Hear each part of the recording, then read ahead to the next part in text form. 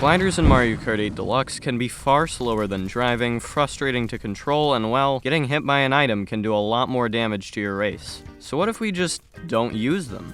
Let's first go over the rules for this video, and use Mario Kart Stadium as our example. What counts as skipping a glider? Touching glide panels is obviously off limits, and this includes the metal frame surrounding them. If any part of the glider animation or sound plays, the run is deemed invalid, meaning that this ramp in Mario Kart Stadium wouldn't count as a skip, because despite not touching the panel, the sound still played. I thought it might be possible to make it over this railing here, but there's an invisible wall that stops you, even if you make it above the visible railing. We only have to avoid using gliders for one lap for it to be considered possible, unless it's one of the dynamic tracks where the route changes. In this case, we'll need to complete all 3 laps. And last but not least, if a part of the track doesn't pull out a glider but going over the same spot at a lower speed would still activate it normally, it doesn't count. With the rules out of the way, let's get on to the other tracks.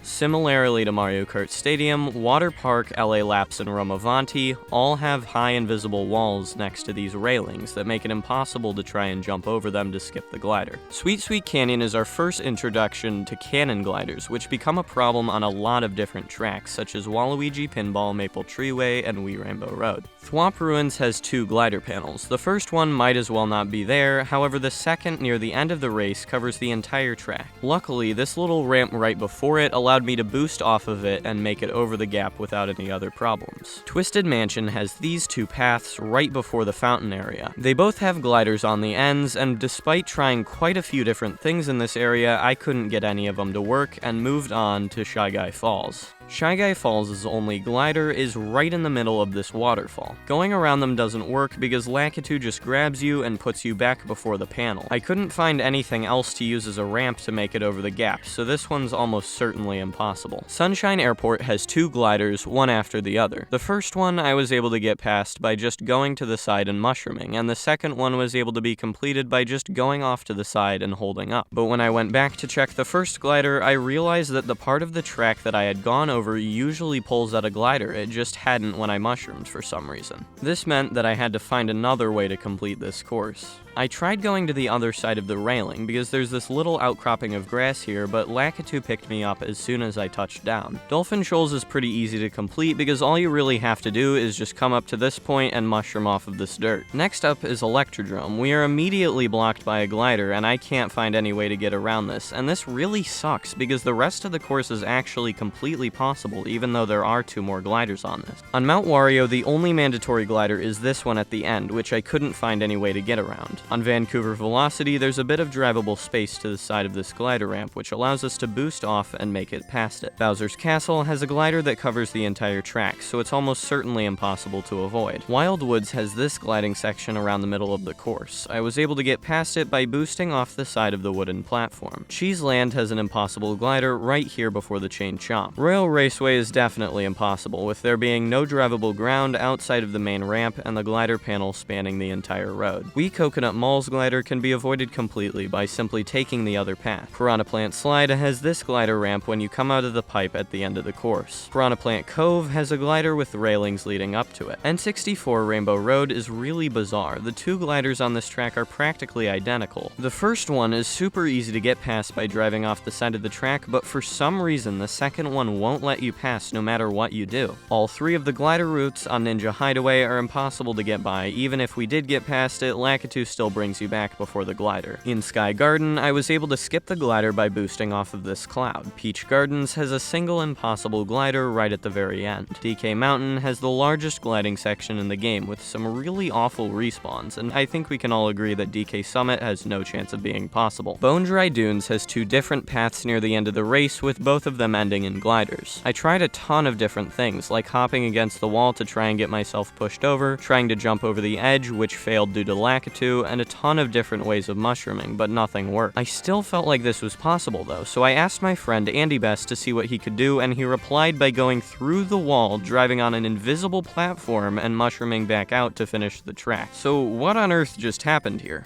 Well, let me introduce you to wall crossing. This is a wall cross, and it's a glitch that uses very precise inputs to get the back tire of a bike into a wall. This doesn't really help because your front tire is still in bounds, so you can't drive around, but if you find a concave corner, get into it just right, and hop, you'll get pushed fully out of bounds. This is a pretty gross oversimplification of this glitch, so alongside this video, I'm releasing a comprehensive wallcross tutorial, as well as an explanation of what it's useful for and some additional documentation, so watch that one after this if you're interested in that. Also, quick disclaimer, all previously mentioned tracks were attempted using wallcrosses, but we couldn't manage to get them to work, but knowing Andy, he's probably already completed half of them before the video's out. Cloudtop Cruise has 2 gliders, both of which don't look like they would be possible to get around. Going to the first glider, this wall looked like it might be possible to go through with a wallcross. I tried it in a few different places, but couldn't quite get through. However, Andy was able to find a setup with a different glitch called an edge clip to get into the wall and use a mushroom to get Lakitu to bring him to the end. However, this ended up all being for nothing, as the second glide section was completely unskippable. Rainbow Road has 2 gliders. One is a cannon glider, which gives us very little hope of getting past it, but there's a small bit of normal ground on both sides of this panel. Sadly, going over it still pulls out the glider, making this track impossible. Animal Crossing's glider ramp also has a bit of space on either side, and I thought that this time it might actually let me pass without pulling out a glider, because I was able to get pretty far along, but when I boosted, it activated.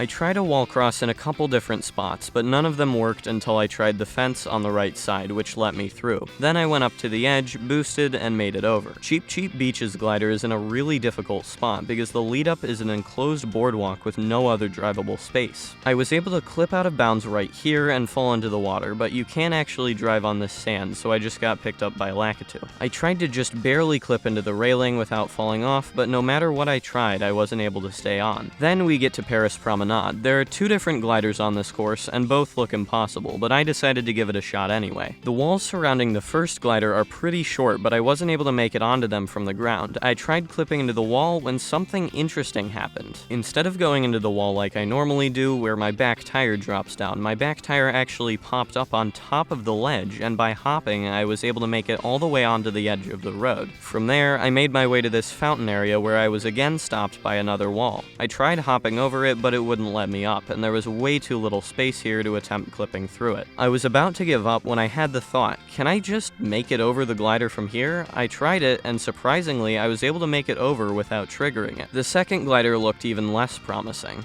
I tried a few things, but no matter what I did, I would always get picked up by Lakitu as soon as I passed by the glider panel. On Choco Mountain, Andy Best was able to find a spot to go out of bounds onto this bit of drivable track inside of the wall. From there, he was able to mushroom to come out of the wall next to the glider, get picked up by Lakitu, and finish the track.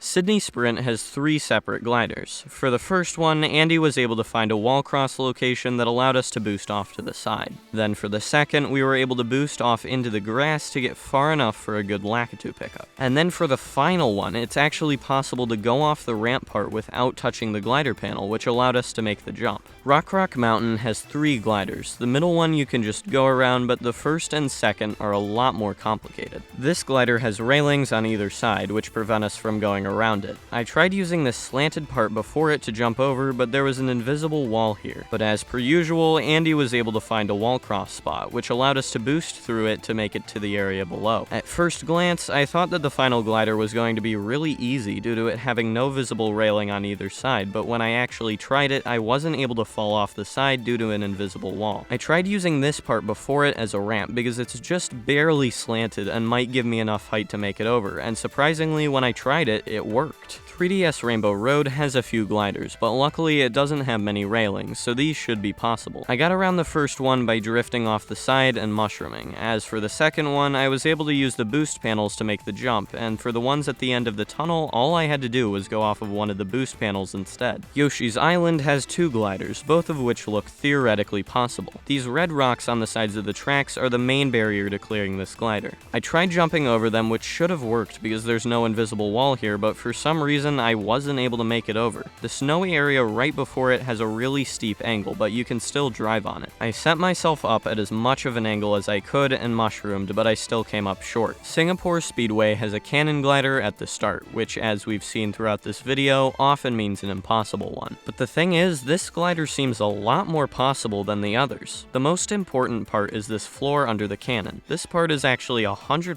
drivable, at least up until you go off the road. This doesn't seem very helpful because there's nothing in this area to use as a ramp, but the thing is, the checkpoint that you need to get past to get Lakitu to bring you up to the other side is right here, and the drivable area under the ramp just barely goes past it. The first thing I tried was hopping over the wall, which didn't work, so I moved on to wall crosses. This striped wall on the side of the road looked like an easy target, so I started with that. Once I got into a wall cross, I started slowly moving into the ramp in the hopes that I would go straight through, but it still stopped me. I tried again on the other side with the exact same result. Then I tried wall crossing the ramp itself. This was substantially harder than clipping into the walls on flat ground, but I eventually got it. I was in the exact same weird state as on Paris Promenade, where my back tire was on top of the ledge instead of under it. This made me really hopeful that it might actually be possible to just hop to get over it, because that had worked on Paris. I was really nervous to try hopping because it had taken me forever to get into this wall cross in the first place, but I didn't see any other choice. And after hopping, it didn't work and I got pushed right out.